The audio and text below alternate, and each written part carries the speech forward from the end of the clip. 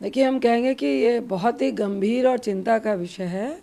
और फिर मैं सवाल करूंगी मोदी साहब से, भाजपा से, कि एक तरफ इतने ज़्यादा केस बढ़ रहे हैं, लगभग 60-65 हज़ार केस, अक्टूबर के बाद सबसे ज़्यादा केसेस बढ़े हैं, लेकिन आज भी बंगाल में, असम में और जहाँ जहाँ पे चुनाव है वहाँ पे केस को क्या रिकॉर्ड नहीं किया जाता है, या जहाँ जहाँ चुनाव होते हैं मोदी जी पहुँचते हैं वहाँ वहाँ पे मना कर दिया जाता है। और आपने कहा था कि कोवैक्सीन आने से और जनता को इंजेक्शन लगने से ये बिल्कुल ही ख़त्म हो जाएगा, और एक तरफ कहा जा रहा है कि भाई इंजेक्शन लगने के बाद भी आपको पूरी सावधानी बरतनी है। तो लोगों के मन में फिर से बहुत बड़े बड़े कन्फ्यूज़न आ रहे हैं। और क्या लॉकडाउन लगाना उस वक्त ज़रूरी था? क्योंकि अब उसी तादाद से फिर से केसेस बढ़ रहे हैं। क्या आगे भी लॉकडाउन सॉल्यूशन है, या हम लोगों को कोई और प्लान करना पड़ेगा? देखिए, तो वो कंटिन्यू अपना काम कर रहा है राहुल गांधी जी, और कंटिन्यू वो ऑपोजिशन को इकट्ठा करने के लिए कार्यरत है और बिल्कुल एक्टिव है।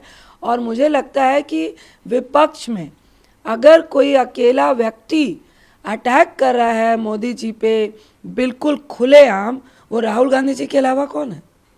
देखिए, राष्ट्रपति की मंजूरी क्यों नहीं होती और क्यों नहीं होगी?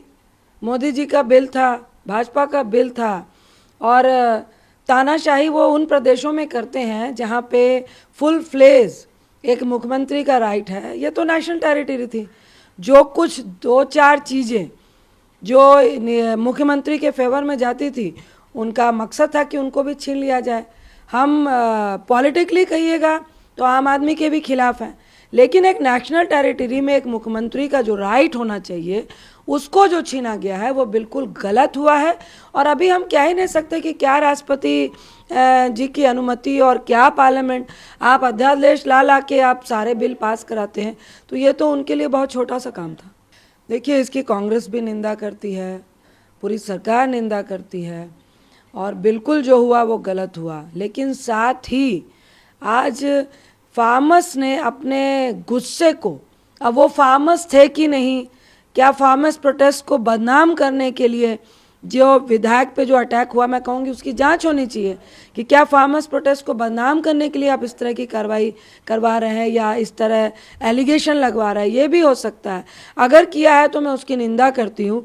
लेकिन साथ ही ये बहुत ज़रूरी है कि जो लोग 4.5 महीने से बैठे हुए हैं, उनके भी 150 लोगों की डेथ हुई है, लगातार किसानों की डेथ हो रही है, वो गुस्से से आत्महत्या भी कर रहे हैं।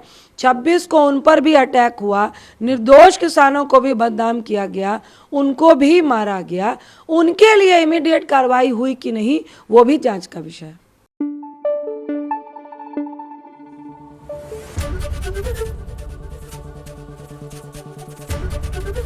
एबीपी न्यूज आपको रखे आगे।